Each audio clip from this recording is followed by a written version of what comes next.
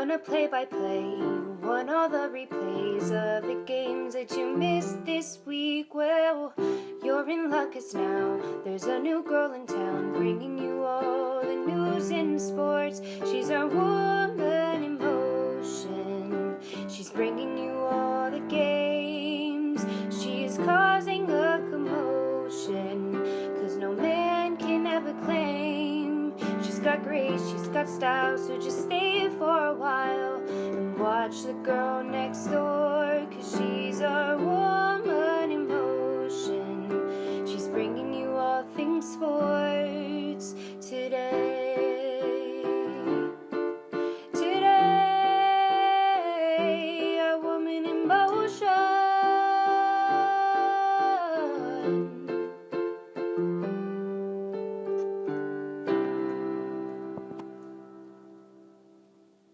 Hi guys! I'm sorry it's been a couple weeks. Been kind of crazy.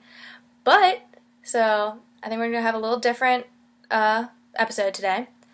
I'm going to go over my picks for this week, talk a little bit about some of the controversies and shocks from last week, and then I'm just going to honor Jennifer Mendoza because she's paving the way for so many women, just like me, just trying to get places, and she, I don't know if anyone knows, but she did her first MLB playoff game, first female ever, and I would like to say it was fantastic. I know there's some that are pretty rough, and it's a very nerve-wracking thing to do, but just listening to her talk and actually know what she's talking about and accurately describing what's happening on the field is amazing. I could not be any more proud of her. I wish I knew who she, actually personally knew her, because I think that's one of the most fantastic things I've ever seen in my whole life, especially for a woman who's trying to go into the NFL. Not the same thing, not same sport, but generally same idea. Okay, so last week, we still have, 5 teams that are 4-0, that 2 of them at least we didn't expect to be 4-0 at all. We have the Panthers and the Falcons in the same division, who are both 4-0. After last year, no one would have ever expected that. Now we do have some teams that are sinking. Patriots are still at the top, which is, it's the Patriots. They're always pretty good. They know how to execute the ball. They know how to shake up the other side, and they know how to get into your head. So they're breaking that whole Super Bowl champion curse, whatever they like to call it, because they're still doing pretty well 4-0. Then we have the Redskins, who are doing really well for the Redskins. They started out a little rough, but that game was amazing, especially that last touchdown by Pierre Garçon. I think they definitely still have some, I would say, more team bonding things to work on to get the team to mesh together in a better way, to execute the plays fully and effectively. Then we had the Seahawks game, the Seahawks-Lions game. That, not in terms of penalties, but in terms of actual execution, that game was a mess. The ball was all over the place.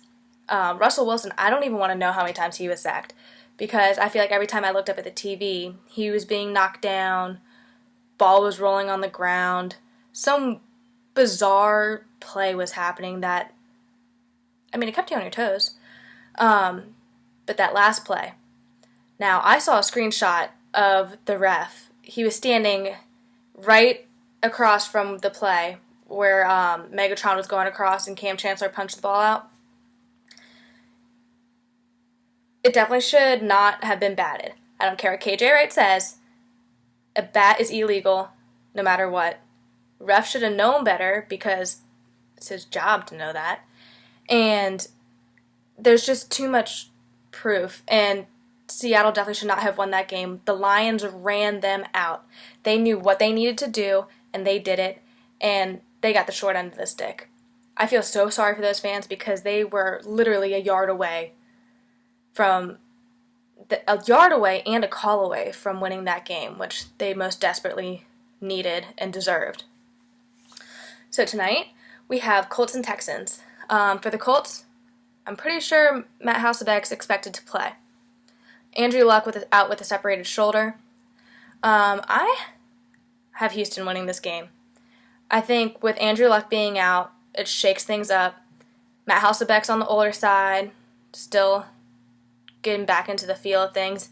He may feel great going back out there, but I think it's a lot of work.